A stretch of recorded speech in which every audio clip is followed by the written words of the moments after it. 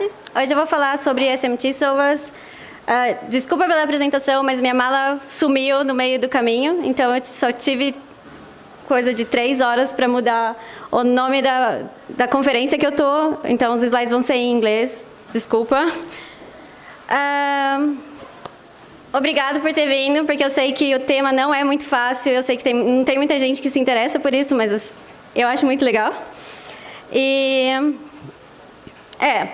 Hoje eu vou falar sobre 2 das minhas paixões. Esse é meu trabalho pessoal, não tem a ver com o meu trabalho, mas não é o meu trabalho. Eu vou falar sobre malware e programação lógica. Desculpa se eu não souber alguma palavra. Eu vou pedir a ajuda de vocês, às vezes, porque faz muito tempo que eu não falo português. E eu nunca apresentei alguma coisa em português, então, às vezes, eu vou precisar de ajuda. A primeira pergunta é, alguém sabe o que é SMT Solver? Como chama isso em português?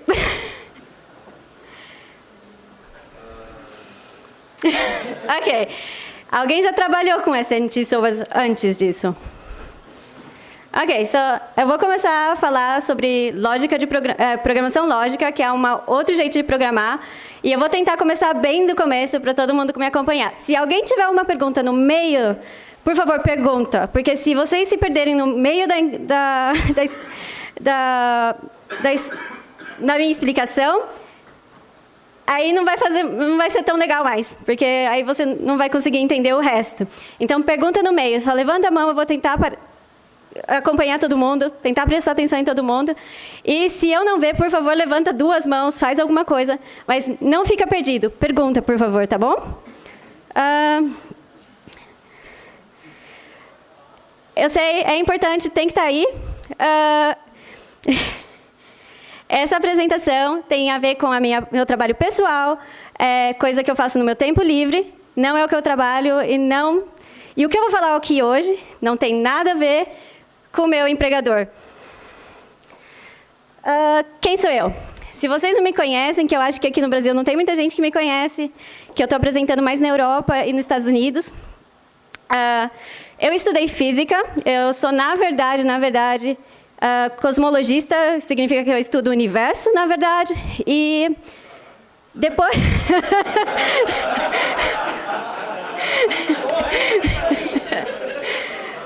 Eu vou tentar entender isso como foi muito bom, é um elogio, eu vou entender isso como um elogio. Na verdade, eu sou física e faz só 6 meses que eu terminei o meu bacharelado em Ciências da Computação na Alemanha.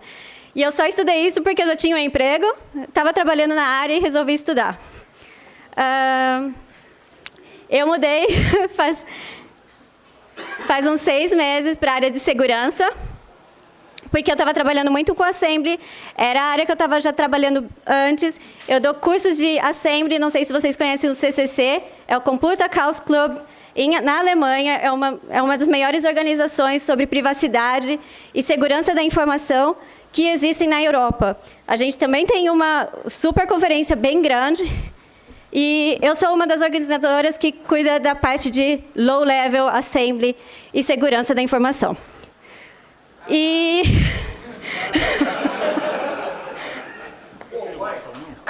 É melhor esse? É melhor esse? Eu acho que ele quer trocar meu... Melhor assim? Então tá. O meu trabalho hoje, eu sou uma pesquisadora de malware para a F-Secure, que é uma empresa da Finlândia. Por isso que eu mudei há pouco tempo atrás para Helsinki. Não moro mais na Alemanha, o que é muito melhor. Só posso falar, é mais frio, mas é melhor. E malware é uma das coisas que me fez sair da física, que foi paixão à primeira vista quando eu comecei a estudar. Me tirou da área da pesquisa de universo para começar na área de pesquisa de low level. Hoje, desculpa pelos slides em inglês, eu não tive tempo de mudar, mas eu gostaria de falar sobre SMT Solvers. Mas eu vou tentar já dar uma olhada direto na direção de análise de malware usando eles. Como eu ouvi que vocês não têm muita ideia do que é um SMT Solver e set solvers, na verdade são códigos que ajudam você a resolver sistemas de equações diferenciais ou sistemas de equações matemáticas e outras coisas.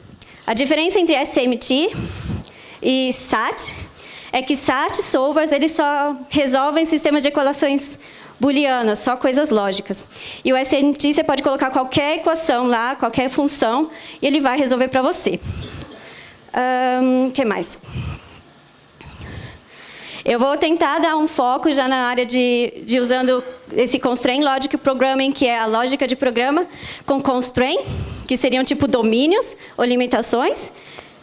Aí eu vou falar um pouco de Binary Obfuscation, que é tipo tentar esconder um pouco o código que você tem com outras coisas em volta, para você ter um pouco mais de dificuldade de analisar o código quando você tem o binary.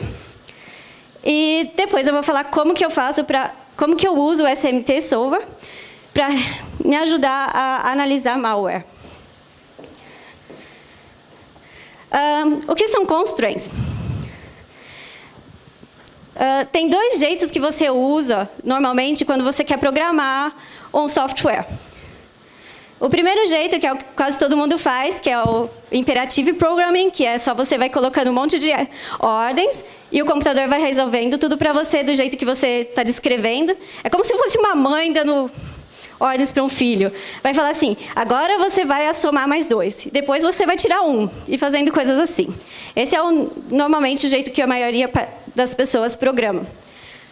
E tem um outro jeito de programar, que não tem muita gente fazendo, mas que é muito mais da hora, que chama programação lógica. O que você faz? Você fala o problema que você tem, você fala a solução que você quer ter, e o computador resolve como que ele vai programar. Esse não é mais o seu problema. Você não tem que ensinar o computador a programar para você.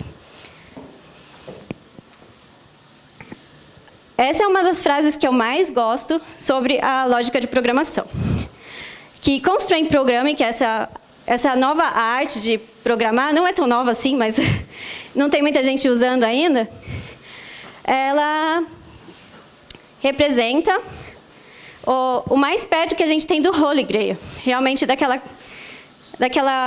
ideia da perfeição sobre como programar, porque você não precisa mais dizer para o computador como que ele vai resolver os seus programas. É exatamente o que você quer de um computador. Você dá o problema que você tem, você fala o que você quer como uma solução, e o computador dá conta disso. Você não precisa mais ficar pensando como que eu vou resolver esse problema. O computador vai fazer isso para você. Você fala as suas limitações, você fala o seu problema, e não é mais problema seu. E esse Freuder é uma das primeiras pessoas que começou a trabalhar nessa área de Constraint Programming, que, como vocês podem ver, não é tão nova assim. Não precisa ter medo, eu não vou falar de lógica, não vou ficar falando muito de teoria. Na verdade, eu vou falar bastante teoria, mas eu não vou tentar entrar muito na matemática. Eu deletei todos os slides que tinham equação, porque eu sei que agora é tarde, é domingo, ninguém está com vontade de fazer matemática. Mas vocês têm que imaginar esse SMT Solver como se fosse mais ou menos uma caixa preta. Que você tem um problema e você tem a solução. Então, você pode escrever uma equação do seu problema. Você coloca essa equação dentro dessa caixa, desse SMT Solver, e o SMT Solver vai falar se ele vai conseguir resolver isso para você ou não. Se tem uma solução para essa equação, ou para esse sistema de equações, ou não. E melhor do que isso, se tiver uma solução, ele vai te dar instâncias dessa solução. Ou seja, se tiver uma solução, ele vai te dar uma instância. E se você não estiver satisfeito e tiver outra solução, ele vai te dar mais uma instância. E assim por diante. A técnica que a programação lógica usa chama backtracking. O que isso significa? Se você pensar bem simples,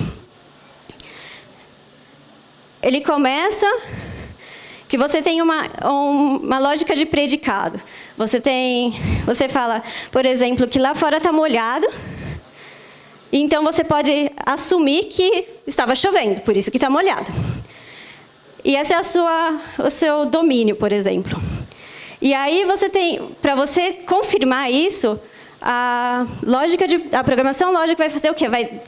Vai negar um dos lados, porque se não estiver molhado, significa que talvez não tenha chovido amanhã, mas não é totalmente lógico, porque pode ser que esteja só coberto, pode ser que já tenha secado. Então, essa é a forma que o SMT Sova trabalha. Para ficar mais fácil de entender por que você tem esses SMT Sovas há tanto tempo e ainda não começou a ser usado com mais frequência na computação, você tem que pensar em quem precisava desse SMT Sovas e quem começou e quem teve a ideia de ter essas caixinhas de SMT Sovas. E, na verdade, tudo começou com os matemáticos. Eu conheci, por exemplo, os SMT Sovas quando eu ainda estava na física, porque eles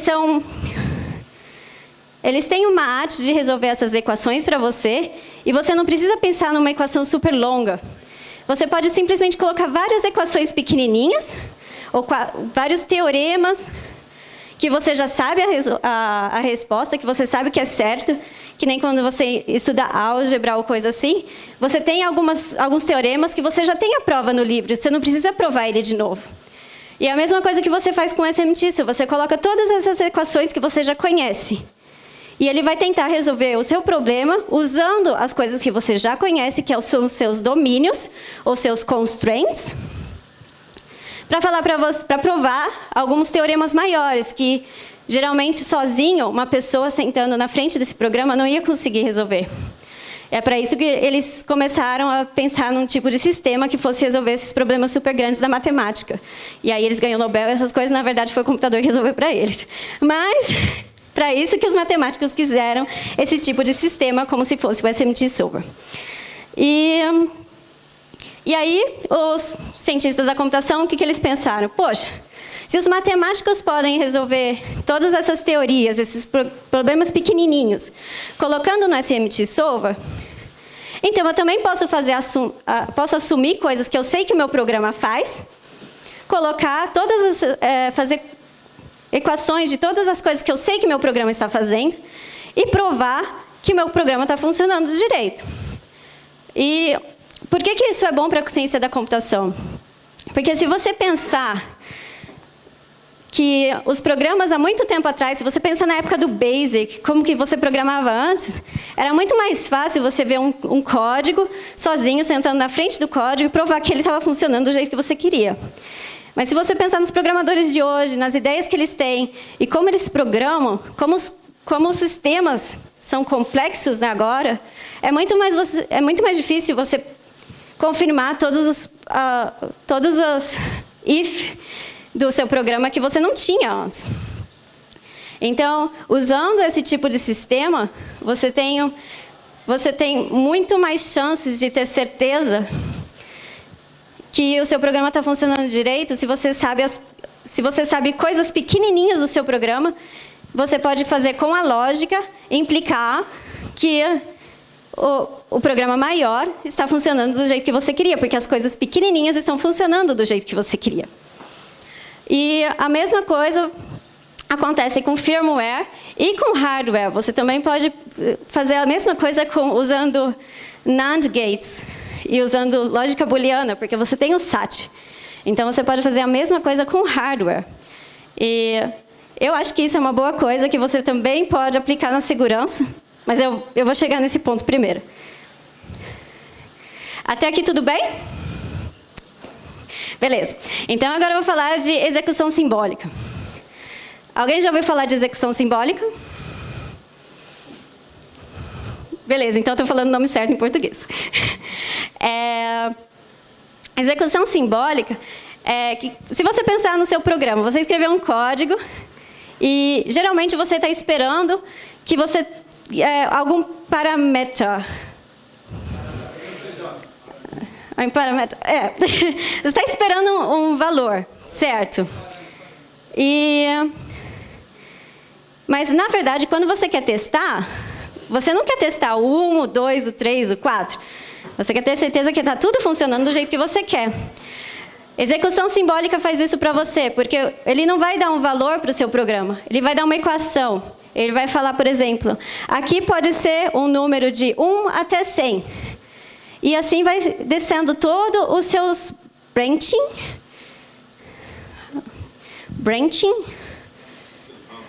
Todos os seus ramos do seu computador. Obrigada. Então, todos os ramos as ramificações do seu programa. Ele vai testar todos esses, indo, continuando, mas com símbolos. Em vez de colocar aqui podia ser 1, ele vai colocar aqui pode ser de 1 até 50. E se eu resolver a próxima linha do meu código, aqui agora só pode ser de 50 até 100, porque eu multipliquei por 2 ou coisa assim. E assim por diante. É assim que funciona, basicamente, a execução simbólica.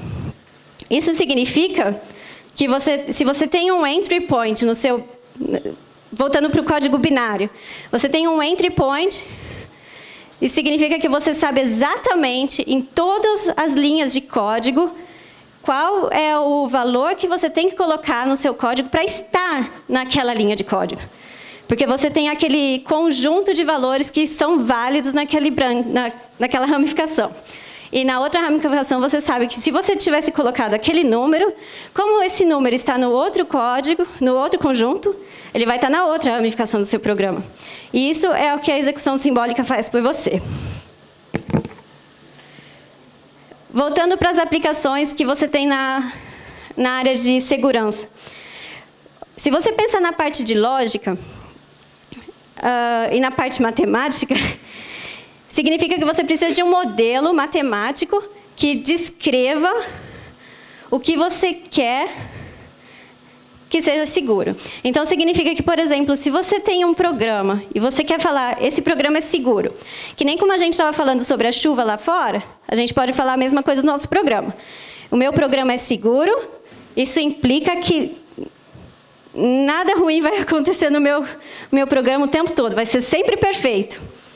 E essa é a minha condição lógica que eu tenho para falar que meu programa é seguro. Aí eu faço a mesma coisa, o backtracking. Isso significa que se alguma coisa ruim acontecer, não precisa todas as coisas acontecer. Se uma coisa ruim acontecer no meu programa, significa que meu programa não é seguro. E é a mesma ideia que eu vou ter em todas as aplicações de segurança que eu vou apresentar. A área mais usada e que já é usada, que eu já uso o SMT Solver, seria na área de bug hunting. Alguém aqui trabalha com bug hunting? Estão perdendo dinheiro. Se vocês quiserem trabalhar com bug hunting, o SMT Solver ajuda muito.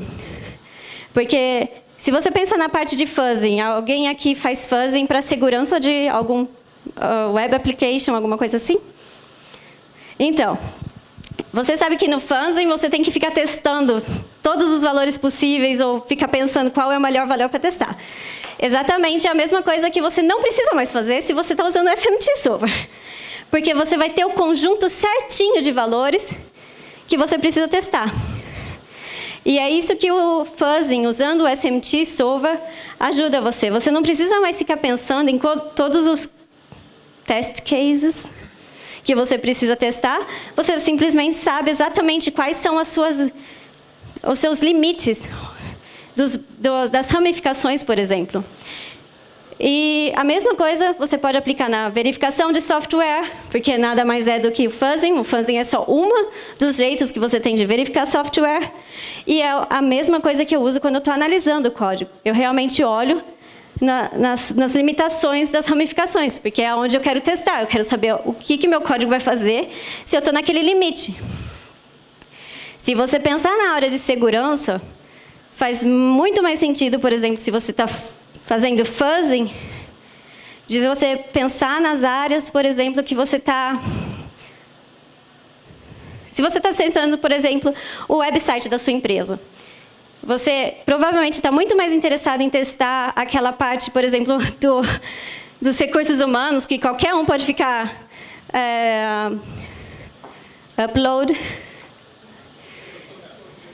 upload o seu currículo, do que você vai ficar testando o que o sistema sysadmin está fazendo lá com os programas de configuração dele. Você quer testar realmente onde todo mundo tem acesso. E aí você vai ter todas as suas possibilidades naquela parte do código do que pode acontecer. O segredo na área do fuzzing é realmente na parte do parser. É parser, né? Ok. Na parte do parser. Por quê? Porque quando você está fazendo fuzzing, você quer que você tenha aquela coisa de semi-válido. Ou seja, você quer dar algum valor para o seu fuzzer, que ele vá passar pelo parser para você ver todas as falhas que você tem no seu parser, mas você quer que valores inválidos o suficiente que ainda quebrem o seu código. Você quer quebrar o código, mas você quer que ele passe através do parser. E todos esses valores, essas limitações que podem acontecer, você recebe como instâncias do seu SMT Solver. Então, você não precisa mais ficar olhando o código inteiro e pensando que tipo de valores eu vou dar. Você simplesmente roda com a execução simbólica e você vê quais os valores que você tem que dar. Você vê, por exemplo, que esse conjunto acaba no 5, esse acaba no 6. Então, eu tenho que testar o 5,5 e coisas do tipo. A segunda área, que é uma das áreas que eu trabalhei há muito tempo atrás, não estou trabalhando mais, seria a área de Exploit Generation. E na mesma ideia que você usa neles, você pode usar para Proof of Concept. Isso significa que quando você achou uma vulnerabilidade e você quer provar para uma empresa que está funcionando o que você achou e que aquilo é vulnerável. Então, você pode usar o SMT Solver para mostrar todos os valores que você pode dar para aquele programa ou para aquele hardware que está causando aquela vulnerabilidade. A parte boa disso é que, como você já tem os valores que estão causando aquela vulnerabilidade, você pode automatizar, que é uma das minhas outras paixões, automatizo tudo que eu posso, porque eu sou preguiçosa. E aí você tem um Exploit Generation que é automático, ou seja, você simplesmente programa um fuzzer. Do fuzzer, você pode automatizar que ele mostre para você as vulnerabilidades, quais os valores que estão quebrando o seu código. Daqueles valores, você pode automatizar de novo e mostrar que aqui você pode criar um exploit. E ainda melhor, você cria o exploit também automaticamente, usando o Automatic Payload Generation. Porque você sabe os valores, você sabe o lugar, então para que você precisa pensar? O computador faz tudo para você. E agora a gente chega na minha paixão do momento, que eu já ouvi falar que eu não sei como falar, mas eu fico... Quando não é mais interessante, e para mim a coisa fica não interessante muito rápido, mas agora a minha paixão do momento é malware. E o que eu comecei a programar e que eu estou planejando em colocar no GitHub assim que eu tiver tudo bonitinho, pelo menos a parte central do programa, é um programa de análise de malware ou análise binária, não só para malware, mas vai funcionar também para todos os programas binários, que é totalmente baseado em SMT Solvers. E é nisso que eu estou trabalhando agora, a minha parte pessoal, a parte do meu tempo livre. Eu vou falar um pouco de Binary Obfuscation, porque esse é um dos motivos que fez eu me apaixonar por malware. Porque o malware é uma coisa tão dual. Você tem aquela imagem do malware, assim, se você pensar na parte educacional da coisa, eu não quero motivar ninguém a começar a explicar, a programar o malware, mas é uma coisa muito dual, é uma coisa muito interessante, porque a maior parte das técnicas que são usadas para escrever malware, e eu vejo muito malware todo dia, são coisas que você também pode usar para outro tipo de coisa. E a parte de obfuscation, por exemplo, é uma coisa que você vê todos os dias quando você tem, por exemplo, aqueles sistemas de proteção de programas. Porque se você pensar na parte de malware obfuscation, e se você pensar na parte de software, proteção de software, é a mesma coisa. Você tem um código de um programa, e aí o que você faz? Você coloca a coisa em volta, porque aí você não quer que a pessoa que tenha aquele binário na mão entenda direto o que está acontecendo ali. Na parte do malware seria tipo, o cara que programou o malware, por exemplo, ele coloca um monte de código em volta para fazer a vida de, por exemplo, as pessoas que vão analisar esse malware, o inferno. E aí você vai ficar muito tempo olhando aquele binário e vai olhar e não vai entender, porque vai ter tanto código em volta que você vai ficar pensando, caramba, o que ele quer fazer aqui? E é a mesma coisa que acontece com a parte de proteção de software. Você tem aquele programa, alguém coloca um monte de coisa em volta, porque eles não querem que aquelas pessoas que escrevem crackers ou key generators, por exemplo, entendam direto o que está acontecendo no binário. Então, eles querem que a pessoa não consiga escrever aquele cracker ou key generator e coloque na internet rapidinho. Eles querem que essas pessoas também tenham um problema. E é a mesma coisa, é a mesma ideia. O que me leva para a diferença principal entre esses dois, ou a única diferença, na verdade, sobre binary obfuscation, que, na verdade, não interessa o que está a obfuscation. O que interessa, na verdade, é o que está dentro. Isso você só sabe depois que você defuscou o código. Porque se você tem uma coisa que está obfuscada, você não sabe mesmo o que está fazendo. E aí, depois que você limpou tudo e deixou ele claro, que você vai entender o que o código está fazendo. Se o código tiver, por exemplo, aquelas coisas de, tipo, tomando conta dos seus backups, ou fazendo defrag para você, ou coisas assim, não tem problema. Mas se, na verdade, essas manipulações de disco que ele está fazendo, encriptar tudo e pedir por dinheiro, por bitcoins, aí você tem um problema, porque aí é um ransomware. Mas isso você só sabe depois que você defuscou o código. E agora vem a parte interessante, como que isso acontece, como que isso funciona. Eu não vou poder mostrar código hoje, por isso que eu deixei a carinha triste, porque se vocês olharem o vídeo da HackLook que eu apresentei semana passada, a apresentação é em inglês, mas pelo menos tem alguns screenshots, mas não são muitos. Mas, na verdade, eles não gostaram muito, por isso que é sem screenshot dessa vez. A coisa de obfuscar o código não é sempre tão simples, mas... E, na verdade, às vezes não é nem querida. Às vezes você nem quer obfuscar, mas você coloca tanta coisa no seu compiler, você fala, ele tem que optimizar esse código, ele tem que limpar as variáveis, ele tem que fazer qualquer coisa, que o compiler já faz isso para você, mesmo você não querendo que ele fique obfuscado, porque fica muito difícil de ler. Do outro lado, as pessoas que programam geralmente malware, eles colocam sem otimização. Porque aí é o que eu queria mostrar para vocês.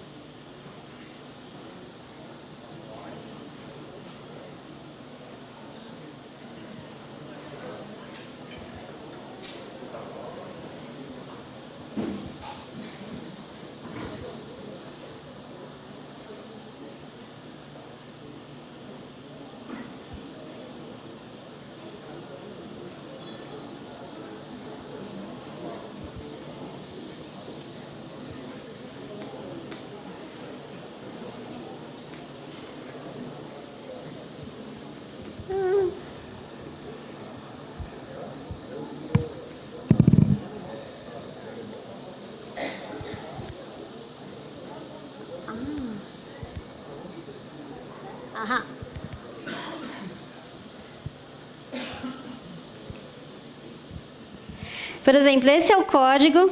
Esse é o WannaCry, todo mundo já conhece, então não tem problema de mostrar. Se você ver, esse é um código que está mostrando, quando você coloca no compiler, por exemplo, sem otimização, ele vai simplesmente usar todas as variáveis que você está dando, em vez de simplesmente usar os registros, que ficaria muito mais curto. Se você fosse usar só os registros e não usar todas essas variáveis, o código teria, na verdade, só 4 linhas. E aqui você pode ver que você tem um monte.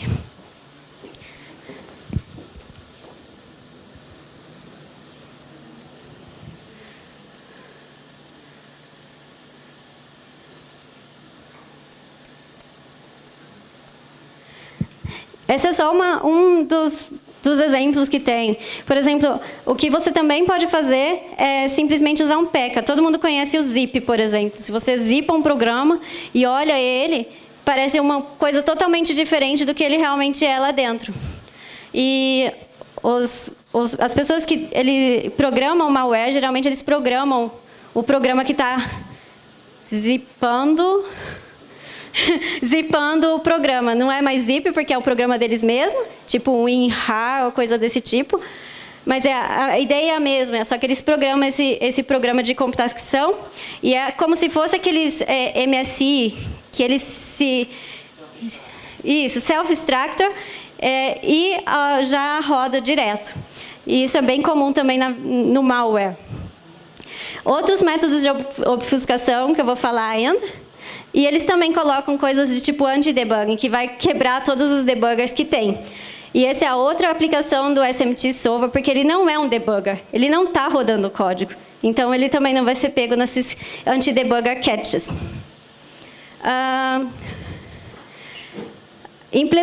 Para implementar as partes de obfuscação, por exemplo... Tá certo essa palavra?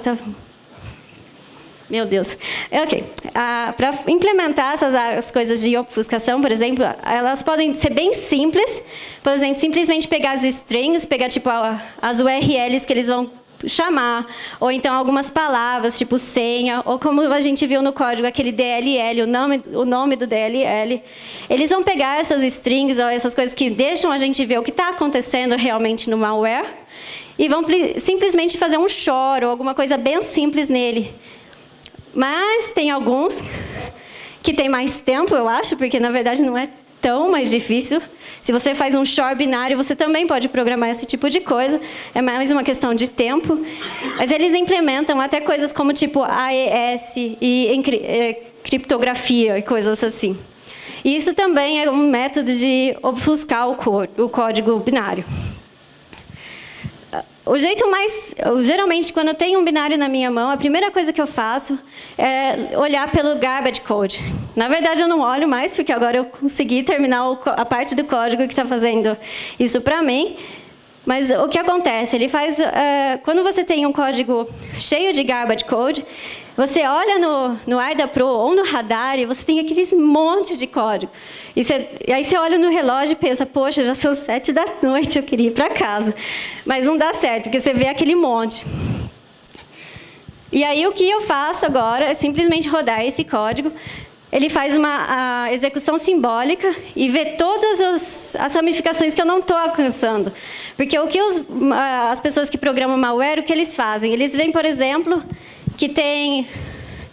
Eles programam um while true, que é um malware, e aí eles programam simplesmente um código que é para o while false. Mas ele nunca vai ser falso, porque ele programou para ser sempre true. Mas se ele colocou no compiler sem otimização, o compiler não vai checar isso, e aí você vai ter aquele monte de código que nunca vai ser alcançado. Então, você não precisa analisar. Então, esse é o primeiro passo que eu faço para deobfuscar um código. Eu simplesmente pego e checo para todos aqueles condições opacos que tem no código e simplesmente ignoro tudo. Na verdade, o meu código ele já deleta tudo, que aí no IDA não aparece aquele monte de coisa esquisita, que eu não vou precisar olhar de qualquer jeito. Mas ele não deleta do binário, ele só deleta do control flow graph. O gráfico de controle de fluxo. Obrigada.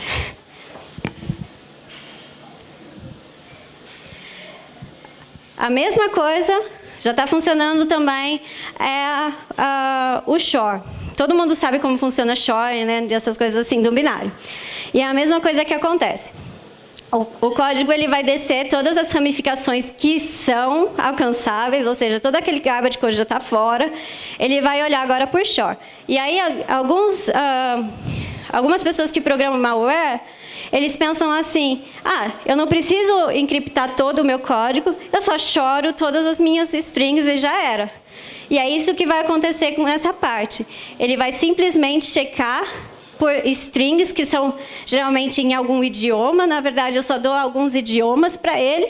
E ele tem os dicionários que estão disponíveis em todo lugar. Ele vai usar o dicionário para achar algumas strings que são normais, tipo os nomes de DLL, do Windows e coisas assim. Ele vai checar por todas essas strings que ele conhece. E se ele achar uma ou duas que fazem sentido, ele vai me colocar como instâncias, por exemplo, que nem eu disse antes, a chave que ele está usando ou o pedaço de código que ele achou no binário que está fazendo o short dessas strings.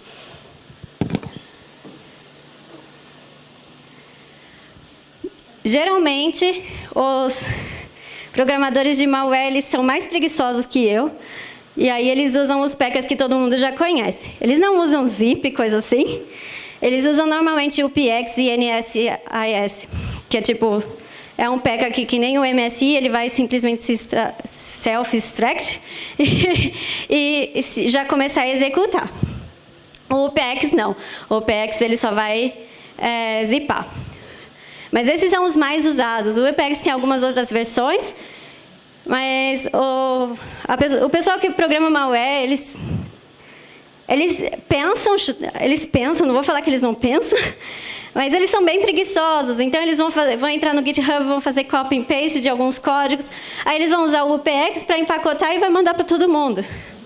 E esse tipo de coisa é bem comum.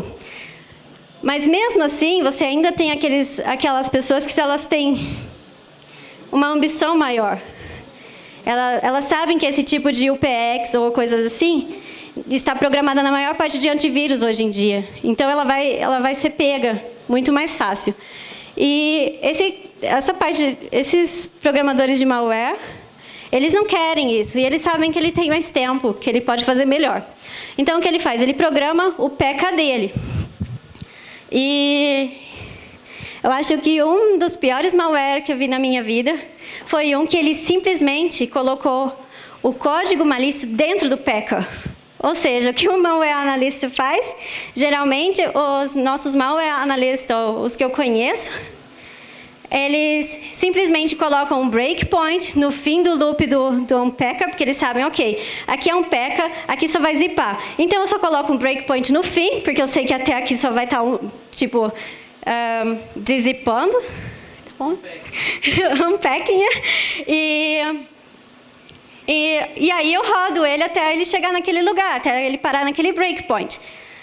E aí o que aconteceu? Estava todo mundo infectado. Porque o código malício estava dentro do packer. Não estava, na verdade, no programa ali dentro. E é uma coisa que não acontece muito, e ninguém sabia. Agora todo mundo toma mais cuidado. Mas o que acontece com o SMT Solver, como eu disse antes, ele não é um debugger e ele não executa. Ele te dá respostas do que poderia acontecer no caso de você executar o código. Então, o que eu fiz, eu coloquei, por exemplo, esse malware, que estava com o código malício ali dentro, e a hora que ele não executou o código, uma das instâncias, no memory dump, que ele me colocou como uma das instâncias prováveis dele, começava com MZ. Na hora eu consegui ver que, por exemplo, ele não tinha só um malware no memory dump, ele tinha dois. Ele tinha um no memory dump e um na execução. E isso não é muito comum, mas acontece. E a outra coisa boa que tem da parte do SMT Solver, que ele não vai executar, então não vai ser tão ruim assim, porque você não vai infectar ninguém. Agora, na parte um pouco mais teorética, eu estou tentando programar uma ferramenta que vai analisar código binário e vai falar para mim se é ruim ou não, se é malware ou não. É claro que acontece? Acontece. Eu estou tentando tirar todas as partes que dificultam a análise, tipo a obfuscação e tudo mais. Tô. O problema é, para todo mundo que fez informática teorética, ou não sei como chama aqui, mas a teoria da informação, não sei, conhece o problema do routing. Se você tem, tipo, você não pode criar um programa que analisa outro programa e ter certeza que esse programa vai, tipo, route. Vai terminar. Então, o Rice Theorem o Routing Teorema é uma generalização do Rice Theorem, que fala exatamente isso. É impossível você escrever um programa que vai analisar um outro programa e vai terminar sempre, e sempre vai te dar uma resposta. Então, esse é o tipo de coisa que você tem que pensar quando você programa um antivírus, ou quando você tem alguma ideia de alguma ferramenta, ou quando você simplesmente fala, agora eu tenho a ferramenta perfeita que vai realizar todos os problemas e deixar tudo seguro. Não, não dá. Esse é um exemplo de como funciona, por exemplo, a execução simbólica, que nem eu falei para vocês. Esse é bem simples, mas eu acho que pelo menos dá para dar uma ideia do que acontece quando você está analisando um código realmente binário. Mas eu achei que é uma boa ideia colocar um código tipo normal aqui, para todo mundo entender. Por exemplo, na ferramenta, isso aqui nunca vai acontecer. Todo mundo sabe que isso nunca vai acontecer. Aí o que vai acontecer? Essa parte aqui, ele simplesmente vai deletar. Isso aqui também nunca vai acontecer. Então, ele vai deletar, ou significa que ele não precisa analisar isso. Ele vai ver que isso aqui também nunca é possível. Então, ele vai tirar essa parte também. Então, eu não preciso desse if, porque ele sabe que ele sempre vai para esse lado. E se ele sempre vai para esse lado, aí ele sabe que isso aqui vai ser sempre isso. E aí, se você pensar que o meu código ficou bem mais curto só nesse lado, você pode imaginar o que acontece com um programa binário, que vai rodar várias vezes. E é isso mais ou menos a ideia que eu tinha quando eu comecei a escrever essa ferramenta.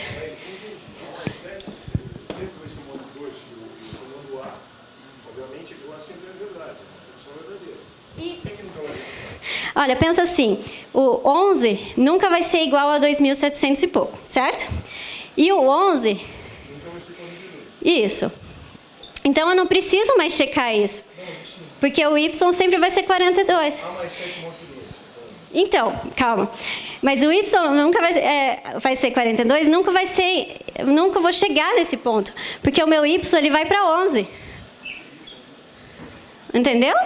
Tipo, se o meu y vai ser 11, o meu y nunca vai ser igual a 42. Então, eu não preciso disso. Então, eu sempre vou vir para esse lado. E aqui ele termina.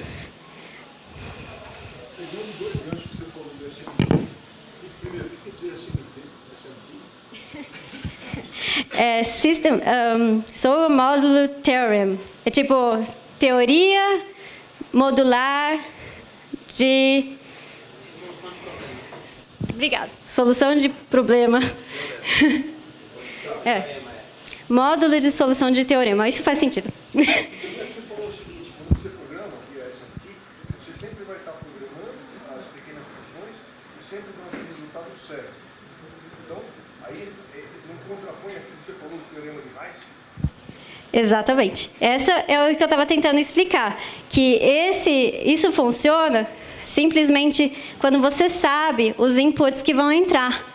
Se você não sabe exatamente, e essa é uma das limitações dessa ferramenta, e na verdade de todo o conceito teorético da ideia do SMT, é exatamente isso. Você sempre vai se precisar uma pessoa olhando o código primeiro antes de começar a ferramenta. Porque você precisa colocar os valores do começo, entendeu? Você tem que ter já uma ideia, uns valores concretos do começo, para conseguir andar toda a árvore. Entendeu? Mais alguma pergunta?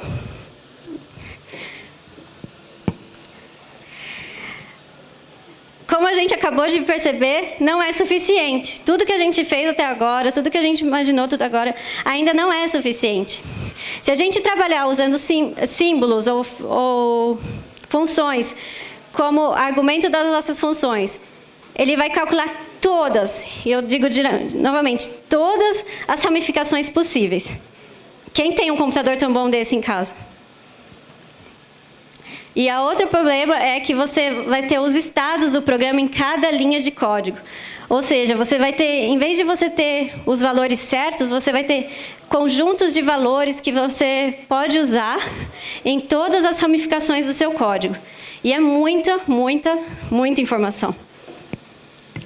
E aí você pensa, geralmente, se você quiser montar um gráfico desse para um programa binário, tem uma coisa que chama na execução simbólica, que é a precisão. Então, você tem que pensar sempre na precisão, ao mesmo tempo pensando na performance. Porque os dois, eles têm que ser balanceados. Você tem que pensar em todas as opções que você tem para gerar esse gráfico. E, ao mesmo tempo, você tem que pensar... Eu não tenho tanta resource, tipo, o meu computador não é tão bom assim para calcular tudo e para armazenar todas essas informações do programa, mas, ao mesmo tempo, se eu não tenho todas essas informações, eu também não vou conseguir detectar malware. Eu também não vou conseguir todas as informações que eu preciso para decidir se isso é um malware ou não. Então, esse é a sensitivity, a sensibilidade que você coloca como é um parâmetro, é um argumento do seu SMT solver, é a sensibilidade. Então é isso que você também tem que pensar. O quanto meu computador aguenta e o quanto de informação eu preciso. E aí você tem que balancear o que faz sentido para você. Se você coloca, tipo, uma sensibilidade bem alta, é lindo, porque você tem todas as referências cruzadas que você encontra no seu código. Você tem para cada função, para cada vez que uma função é chamada, você tem um outro node,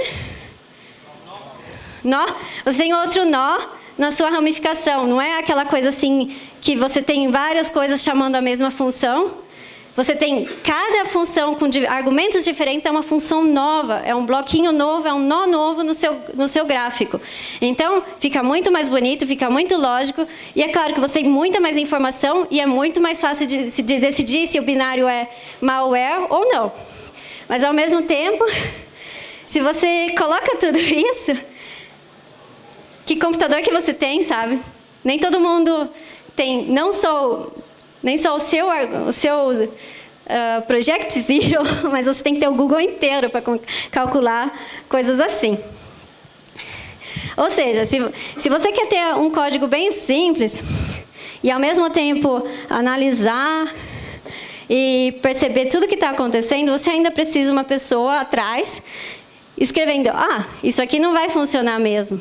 Ou então, o que você faz, você quebra todo o código em partes pequenininhas. E isso custa muito tempo. A ideia é você realmente achar um balanço.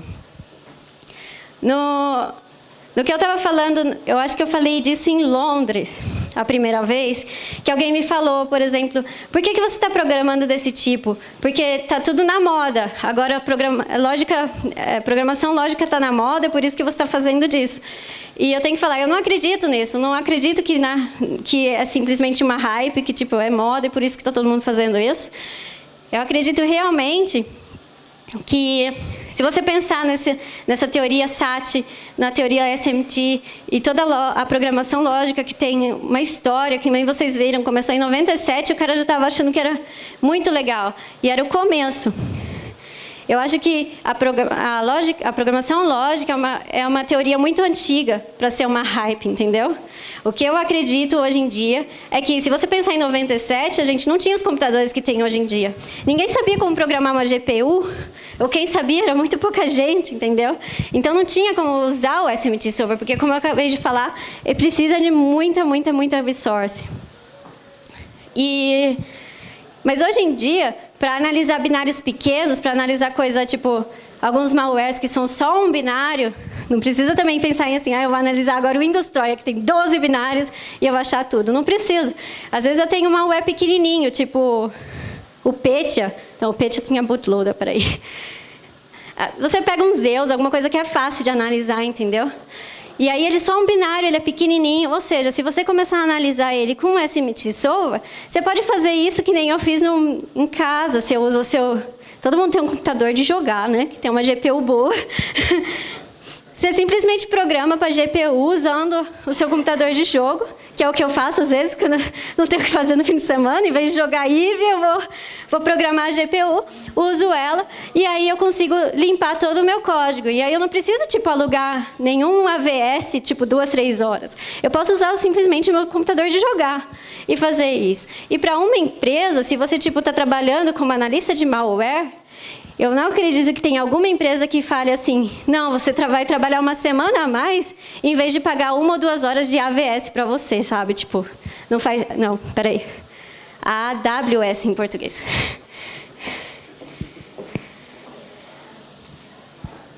Então, o que eu queria falar era isso, que eu acho que, tipo... Para aprender Prolog, aprender programação lógica, aprender a linguagem SMT, ou simplesmente usar Python, usando a livraria do Z3, não tem problema. Eu acho que vale a pena. Porque se você pensar em todo o tempo que você vai economizar de pessoas que poderiam estar fazendo alguma coisa mais produtiva, fazendo algo que o computador não pode resolver, para que não? Porque se esse tipo de problema pode ser automatizado, se pode deixar o computador fazendo esse tipo de programa e computando tudo isso para você e dando a resposta, você pode deixar todo o pessoal que está trabalhando para você fazer pesquisa, resolver assinatura, proteger mais gente, em vez de ficar perdendo tempo fazendo coisa que o computador pode resolver para você. A outra parte da conclusão que eu acho que é muito importante é pensar na programação lógica como uma linguagem de script. Não é algo que você precisa, tipo... Você fala scripting também aqui, né? Ok. Tipo, você pode fazer script com ela. Você não precisa pensar que você está escrevendo uma ferramenta inteira que nem eu estou fazendo. Estou fazendo isso porque eu gosto. Ninguém precisa disso. Você pode escrever em Python e colocar no IDA. Então, não faz sentido você perder tanto tempo fazendo algo, tipo, pensando em que short ele está usando, ou então sentando na frente e tentando entender aquele algoritmo de obfuscação que está acontecendo. Você não precisa mais disso. Você escreve um script usando a programação lógica que vai fazer isso para você, enquanto isso você vai tomar um café. E eu queria só que o pessoal percebesse que programação lógica é diferente, programação declarativa é diferente, programação funcional é diferente. Não é a mesma coisa que escrever um programa em Java, mas não é difícil. Não é difícil. Você pode usar Python, que todo mundo sabe hoje em dia, não é difícil de aprender.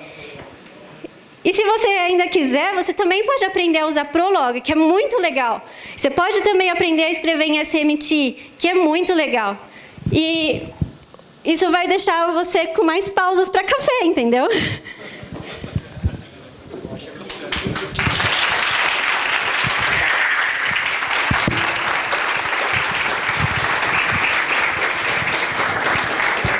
Obrigado. Desculpa pelo português. Dê logo aviso que antes da pergunta. Dê logo aviso antes da pergunta. Bom, a gente já vai abrir para perguntas aqui, só que só antes eu só até queria falar, tem uma palestra que a gente adicionou agora aqui nesse track, né, ia ter só lá em cima, mas a gente adicionou, né, vai ser sobre algumas coisas que foram feitas com a badge eletrônica, então explicar como é que foi feito, o que dava para fazer e tal, né, do Daniel Vasconcelos Filho e da Cristiane Borges, eles estão lá no fundo esperando, então quem quiser assistir pode ficar aqui, ainda vai ter mais uma ainda, além da que estava prevista aí na nossa agenda, beleza? Valeu!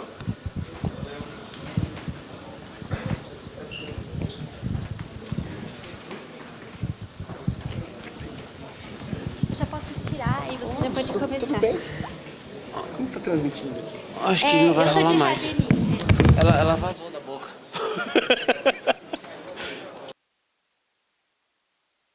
Pode? Então, acabou o quê, porra? Ó, ô Thaís, pô, parabéns aí pelo seu trampo.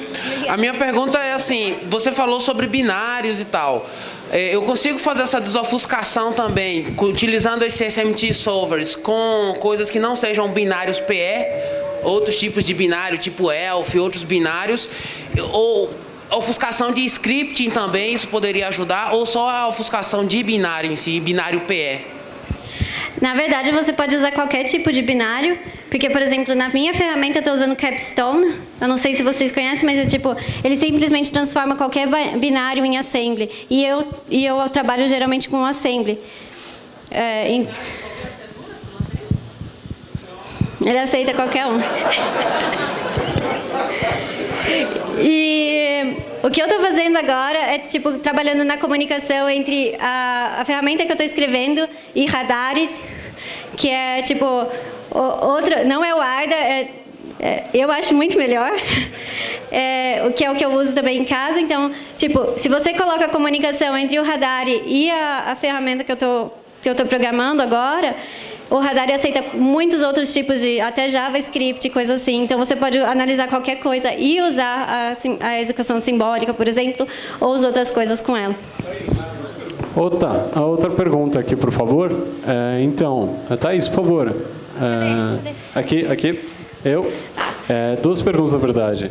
Quais são as limitações do SMT? Porque não ficou muito claro assim quais são as limitações. E o tempo de execução, porque para mim pareceu um odd polinomial isso é um negócio explosivo, não sei. A limitação do SMT Solver, na verdade, é a resource, que é o que você está falando, que o problema do SMT é que ele analisa muita data e ele tem muita data, e é programação lógica, então, ele vai ter uma data base bem grande, entendeu? Então, o problema hoje em dia, a limitação dele é realmente a resource que você tem, quanto de memória e quanto de storage você tem, e o quanto de tempo você tem, porque também é uma limitação. E se você pensar na complexidade, é claro que ele é, na verdade, n na x, ou seja, ele é exponencial e não só exponencial, mas ele também é n na x, então ele vai realmente explodir. Thaís, é só uma pergunta pessoal, tá? Também sou professor. Qual é teu QI? Eu nunca medi, porque... Nunca mediu? Não é normal, né?